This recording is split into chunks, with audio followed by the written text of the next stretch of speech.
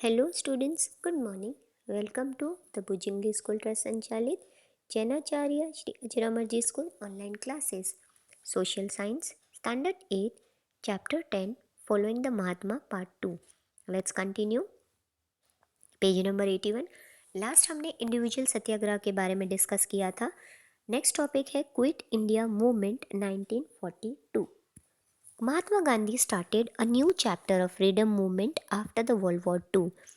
जैसे ही world war to हो गया उसके बाद गांधी जी ने एक समझ लो कि आज़ादी के लिए एक नया चैप्टर स्टार्ट किया, नया एक इतिहास रचा.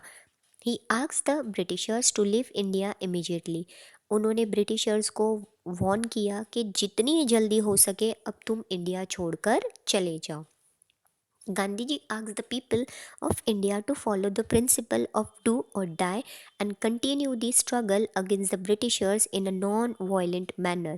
गांधी जी ने एक लोगों को, इंडिया के जो पीपल्स थे, जितने कॉमन पीपल थे, उनको एक प्रिंसिपल फॉलो करने को कहा. उनसे कहा डू और डाई, चाहे करो या मरो, बट हमें अब आज़ादी चाहिए और हम अपना स्ट्रगल ब्रिटिश गवर्नमेंट के खिलाफ नॉन वायलेंट मैनर में, यानी बिना लड़ाई झगड़े के हम अपनी आज़ादी हासिल करेंगे. The historical resolution of Quit India was passed in the Mumbai session of the Indian National Congress on 8 August 1942.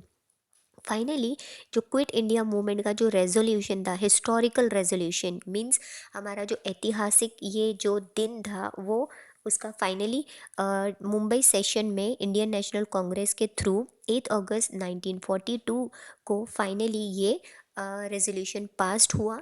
And on see page number 82, Gandhi ji and other leaders were arrested on 9th अगस्त को 8 अगस्त को उन्होंने ये चीज़ की demand रखी और 9th अगस्त को गांधी जी और उनके साथ जो दूसरे लीडर्स थे उनको अरेस्ट कर लिया गया. It gave a fresh impetus to the movement.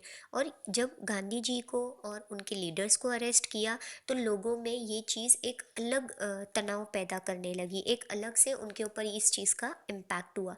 The various meetings, processions and protest and demonstration became order of the day across the nation. उस दिन एक ऑर्डर पास्ट हो गया पूरे देश भर में. अलग अलग मीटिंग्स हुई, हर जगह पर प्रोसेशन हुआ, यानी डिमॉन्स्ट्रेट किया गया, प्रोटेस्ट किया गया, स्ट्राइक्स की गई और बहुत सारी चीज़ें की गई थी ताकि गांधी जी को और उनके लीडर्स को छोड़ दिया जाए. A large number of farmers and youth join this movement. इस मूवमेंट में सिर्फ ऐसा नहीं था कि कॉमन पीपल थे, बहुत सारे फार्मर्स थे, यूथ थे, यंगस्टर्स थे, जो स्कूल और कॉलेज के स्टूडेंट्स थे, उन लोगों ने भी, यंगस्टर ने भी इस मूवमेंट को ज्वाइन किया. There were incidents of attack on government buildings और communication facilities like post and telegraph. बहुत सारे ऐसे इंसिडेंट हुए क्योंकि जितने इंडियंस जो प्रोटेस्ट कर रहे थे उन लोगों ने गवर्नमेंट बिल्डिंग्स और जो कम्युनिकेशन फैसिलिटीज़ जैसे थी, जो पोस्ट और टेलीग्राफ की जगह थी, प्लेसेस थी, वहाँ पर अटैक किया. The government adopted suppressive measures like mass arrest, confiscation of property and imprisonment to curb the movement. Government ने ये चीज़ों को देखते हुए, ध्यान रखते हुए, उन्होंने सप्रेसिव मेजर्स लिए, बहुत कड़ी सज़ाएं उन लोगों ने बात की. जैसे मास अरेस्ट, यानी बिना कुछ कोई भी चीज़ के एक साथ ग्रुप में जितने लोग हैं सबको अरेस्ट कर दो. प्रॉपर्टीज़ को कब्जा करना, कन्फिस्केशन करना और लोगों को जेल कर देना, बिना बात के अरेस्ट करो, जेल में डालो. More than 1 lakh people were arrested and put in the jail. 1 lakh से ज़्यादा लोगों को अरेस्ट किया गया और उनको जेल में डाला गया. Thousands of people were shot. 1000 से ज़्यादा लोगों को मार दिया गया. But the Britishers realize that it was the end of their rule in India and their hold over the people of India would not be for long. Finally Britishers को एक चीज़ realise हुई, एहसास हुआ कि अब हमारा इंडिया में ruling ख़त्म हो चुका है और हम और ज़्यादा शायद इन लोगों को कंट्रोल नहीं कर पाएंगे और हम ज़्यादा देर तक उनको नहीं संभाल सकते, इंडियंस को. तो फाइनली जो लास्ट टॉपिक है दैट इज कैबिनेट मिशन। एक कैबिनेट मिशन हुआ था 1946। You can see the date के 1942 में क्विट इंडिया मूवमेंट हुआ था और 1946 में एक कैबिनेट मिशन प्लान बनाया गया था। Let's see. The British cabinet mission of India aimed to discuss and plan for the transfer of power from British government to Indian leadership, conferring India with its independence।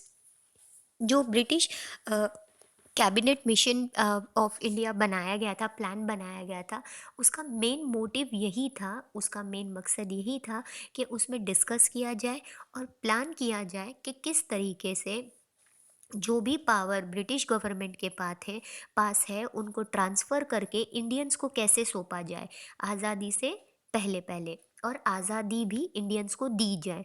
Formulated at the initiative of Clement Attlee the prime minister of the United Kingdom, it was represented by the three ministers. जैसे ही British government ने ये British cabinet mission start किया तो very start में, एक starting में जो प्राइम मिनिस्टर थे यूनाइटेड किंगडम के, जिनका नाम था क्लेमेंट एटली, उन्होंने फॉर्मुलेट किया इस कैबिनेट मिशन को, और उनके साथ साथ तीन और ब्रिटिश मिनिस्टर्स भी उसके साथ उस प्रपोज़ल को फॉलो अप करवा रहे थे। द प्रपोजल वर्ड, अब वो उन्होंने एक इनिशिएटिव बनाया, उन्होंने कुछ फार्मूलेज डिसाइड किए, कुछ चीज़ें डिसाइड की और उन्होंने इनिशिएटिव लिया, पहला स्टेप लिया। उनके साथ और तीन ब्रिटिश मिनिस्टर्स भी इन्वॉल्व थे और प्रपोजल में कुछ चीज़ें लिखी हुई थी। Let's see. पहला था to establish total self rule in the country. Indians को पूरा टोटल सेल्फ रूल दे दिया जाए, वो लोग खुद ही अपनी कंट्री को रूल करे, कोई और की पाबंदी नहीं होनी चाहिए। Second, to divide the whole country into total 3 provinces. पूरे कंट्री को, इंडिया को 3 हिस्सों में बांटा जाए। Allow India to design its own constitution. India को इतना परमिशन दिया जाए कि वो अपना संविधान खुद बनाए। उनको क्या क्या अपने संविधान में कौन से रूल्स हैं, रेगुलेशंस हैं, डालने हैं, वो लोग उनकी मर्जी से डालें। ये उस प्रपोजल में था। And the last, formation of an interim और provisional government till the constitution was framed. यहाँ पर इंटरिम और प्रोविजनल गवर्नमेंट मतलब जब तक जो भी कॉन्स्टिट्यूशन नहीं बनाया जाता है तब तक एक टेम्पररी गवर्नमेंट बनाई जाए, जिसमें तब तक आज़ादी नहीं मिल रही है तब तक कि वो फॉलो अप किया जाए। The Congress secured majority in the following elections and formed the interim government under the leadership of Jawaharlal Nehru।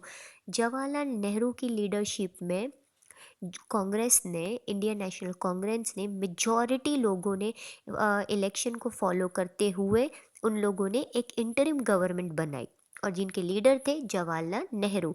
The poor response irritated the Muslim League and they declared 16 August 1946 as the direct action day. ये बात हो रही थी Indians के लिए कि Indians को कैसे आज़ादी दी जाए। But what about the Muslim league? तो मुस्लिम लीग बहुत इरिटेट हो गए, उनको फील होने लगा कि ये सिर्फ इंडिया को आज़ादी दे रहे हैं, मुस्लिम्स का क्या होगा? तो उन्होंने फाइनली 16 अगस्त 1946 को डायरेक्ट एक्शन डे डिक्लेयर कर दिया। एज ए रिजल्ट, और उसका ये रिजल्ट हुआ कि communal tension prevail in the country and many part witness communal riots too. अब इसका असर ये हुआ, जब डायरेक्ट एक्शन डे डिक्लेयर कर दिया गया उस वजह से कम्युनिटी टेंशन होने लगा, जात पात को लेके टेंशन होने लगा पूरे कंट्री में।